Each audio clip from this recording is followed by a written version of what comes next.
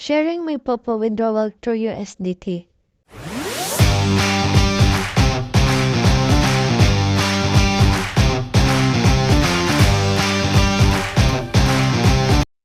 Let's withdraw my points. Yan, 18.87. First, we put our security password.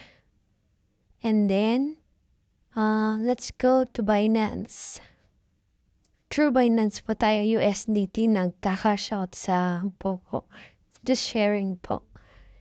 So, ayan, link natin ng sa ating Binance. So, kung nakikita natin 0, paano kasi naka-initiated pa lang sa ating withdrawal sa Popo? So, hintayin natin mag-notif. May notification pa tayo marireceive.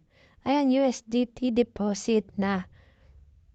Ang ating, yan, na 18.59. So, nag-18.59 kanina 18.87. May tax na po siya doon na less na.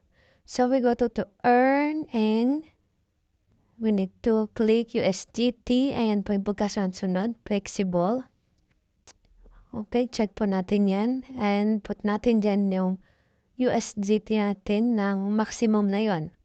So, go to earn wallet. Nalipat na po dun sa wallet to earn wallet. So, earn wallet, pupunta naman natin sa spot wallet.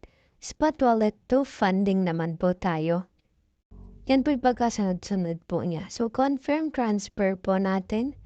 Dito sa funding wallet naman po, click po natin yung P2P.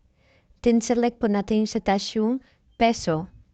Then, next po natin yung sell and the amount. Yung amount po yun yung 1 times if 500 patas po ang ating i-sell. Kung nasa 1,000 patas naman po, nasa 2 times, ganon.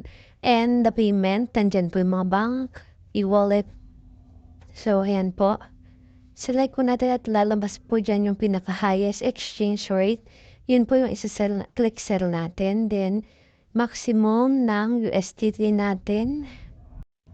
Saka po natin i-place order pag okay na po siya. Click natin place order. Then, hintayin po natin na ma-buy na ito ng lumabas dito sa ating code.